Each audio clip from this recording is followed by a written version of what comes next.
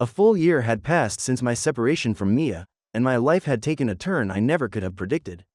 I now lived in a modest downtown apartment, far removed from the house that once carried the echoes of our shared memories. My days had settled into a quiet rhythm. Work, reading, and the occasional social event filled my time. It was a simple, unembellished existence, yet it provided the peace I had desperately needed after the chaos of our breakup. Since the final court ruling, neither Mia nor I had made any effort to reconnect. The silence between us remained unbroken, and I convinced myself it was for the best. The wounds were still raw, and I wasn't sure I could face her without old anger and resentment boiling back to the surface. Then, on a cold December evening, just as I was preparing for a quiet night, an unexpected knock sounded at my door. I wasn't expecting visitors, so when I opened it to find Mia standing there, I was completely caught off guard. She hesitated, shifting slightly as if unsure of her own presence, her eyes reflecting a mix of determination and uncertainty. "Josh," she spoke softly at first, her voice unsteady. I blinked, struggling to process her sudden appearance. "Mia? What are you doing here?" My mind raced with confusion, guarded curiosity creeping in. She inhaled deeply before answering. "I know this is unexpected, but I need to talk to you." "It's important." A flood of questions surged through me. Was she here to stir up the past? Or had something serious happened? Against my better judgment, I stepped aside, motioning for her to enter. She moved cautiously, sitting at the very edge of my sofa, her body stiff with tension. I remained across from her, maintaining distance, unsure whether I was ready for whatever she was about to reveal. "It's about my father," she finally murmured, her voice barely above a whisper. I frowned. "Your father, Antony?" Antony had been a constant source of conflict in our relationship from the beginning. He never hid his belief that I was unworthy of his daughter, and his constant interference had fueled countless arguments between Mia and me, deepening the cracks in our marriage. "He's very sick," she continued, her voice laced with emotion. I narrowed my eyes, trying to understand. "And he wants to see me? Why?" Tears shimmered in her eyes as she added, "The doctors say he doesn't have much time left. He wants to apologize, Robert. He feels responsible for what happened between us." She hesitated, taking a shaky breath before finishing her thought. Her words landed heavily, an unexpected blow. After years spent driving a wedge between us, Antony now wanted to make amends. A bitter part of me found the irony almost laughable, yet another part stirred with something dangerously close to sympathy. I studied Mia's face, unsure of what to say. After a long pause, I finally spoke.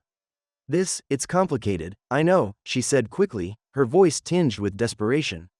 I wouldn't ask if it didn't mean a lot, to him and to me. For what felt like an eternity, I sat in silence, weighing the past against the moment in front of me.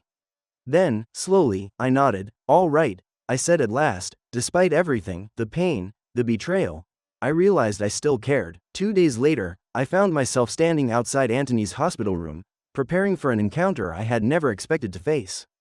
My heart pounded in my chest as Mia stood beside me, her expression carefully neutral. Whatever emotions she felt, she kept them hidden beneath her usual composed demeanor. After a barely perceptible nod from her, I took a deep breath and pushed the door open. Inside, the man I had once seen as formidable and overbearing now appeared fragile, a mere shadow of his former self. Antony sat in a chair, his skin pale, his frame noticeably thinner. The sight of him in such a vulnerable state unsettled me. Yet, when our eyes met, there was a flicker of something: recognition, emotion, maybe even relief. Despite the evident exhaustion, he managed a faint but genuine smile. "Robert," he said, his voice rough yet firm, carrying an unexpected sincerity. "Thank you for coming." I gave a small nod, still unsure of what to say. He took a slow, measured breath before continuing. "I've had a lot of time to reflect on the past." A storm of emotions churned inside me. For so long, I had harbored resentment toward this man, blaming him for the tensions that had strained my marriage. And now, he was here, vulnerable, seeking something I had never imagined: closure. His next words struck deep. "I see now how much damage I caused between you and Mia. I thought I was protecting her, but all I did was hurt both of you." Hearing him admit his role in the pain we had all endured was both shocking and strangely reassuring. My throat tightened, and for a moment, I struggled to find my voice. Finally, I managed to respond. "Thank you for saying that," I said, my tone even. "But Mia and I made our own mistakes. It wasn't just you." Antony's eyes softened, and a weak but knowing smile touched his lips.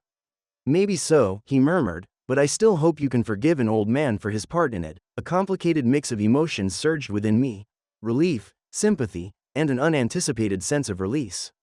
I took a steadying breath. "I forgive you," I said, the words carrying more weight than I had expected. That conversation changed something.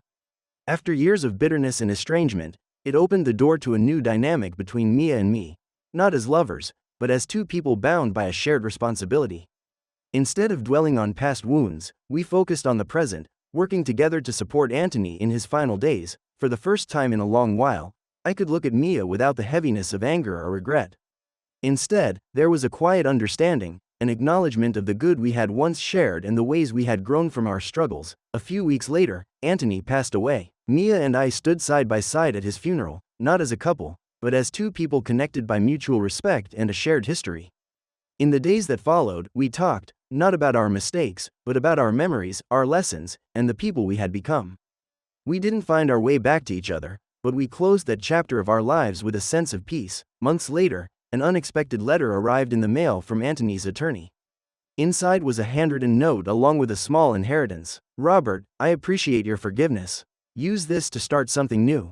You deserve it, Antony." As I read his words, I felt a sense of closure I hadn't realized I needed. That night, when Mia first knocked on my door, I never imagined it would lead to this. Not to a rekindled romance, but to something equally significant: a path toward healing. Life has a way of surprising you, and in the end, I understood that forgiveness is one of the greatest gifts you can offer, not just to others, but to yourself.